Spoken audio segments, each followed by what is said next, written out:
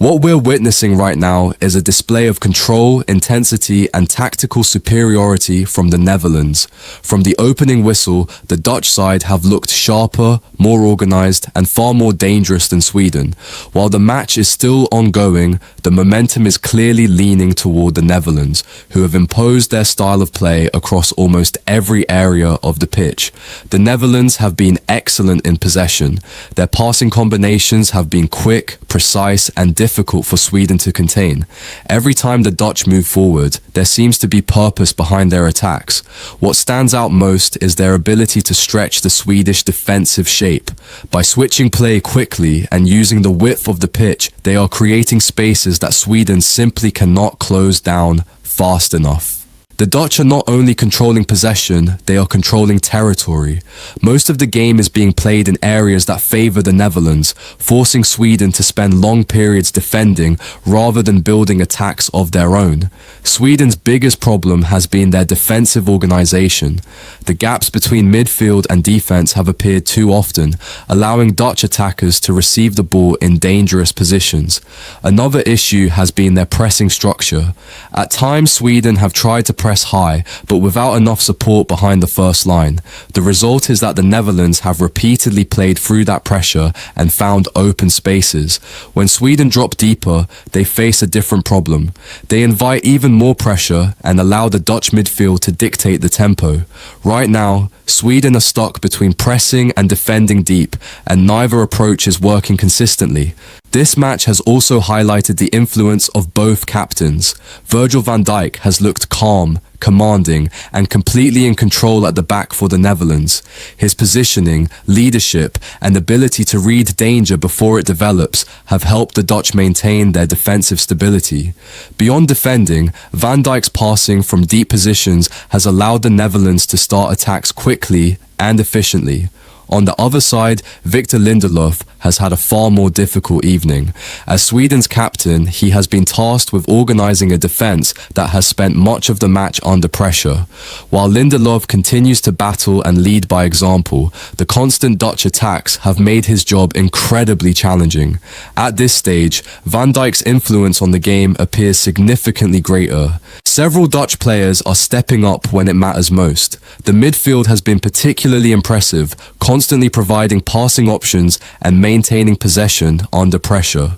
The Dutch attackers have also shown excellent movement, making intelligent runs that are pulling Swedish defenders out of position.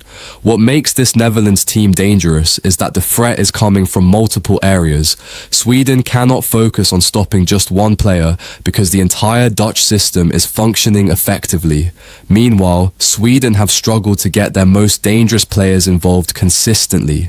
Too many attacks are breaking down before they can create meaningful opportunities. The midfield battle is arguably where this game is being won.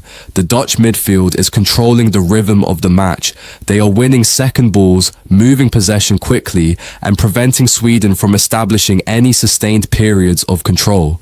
Whenever Sweden regain possession, Dutch players immediately close down space and force rush decisions.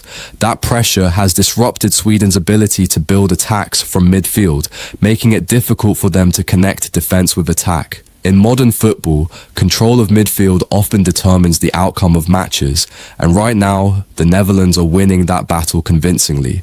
The biggest reason Sweden are struggling is that they are constantly reacting rather than dictating. They are chasing the ball, chasing runners, and chasing the flow of the game.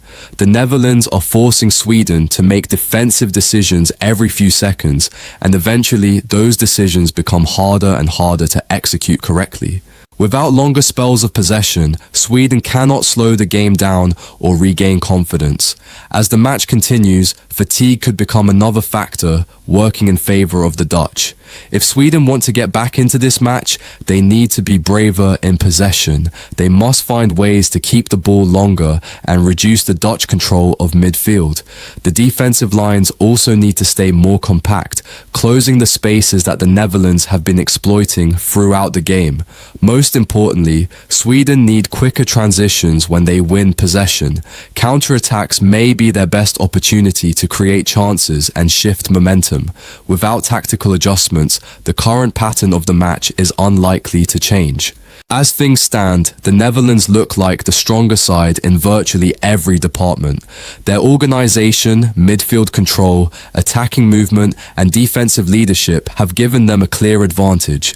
Sweden still have time to respond, and football has a way of producing dramatic comebacks when least expected. But if the current trend continues, the Netherlands appear well positioned to maintain control and move closer to a crucial World Cup victory. The final chapter of this match has not yet been written, but right now, the Dutch are firmly holding the pen. If you're enjoying this FIFA World Cup 2026 coverage, don't forget to like, subscribe, and stay tuned for more in-depth football analysis.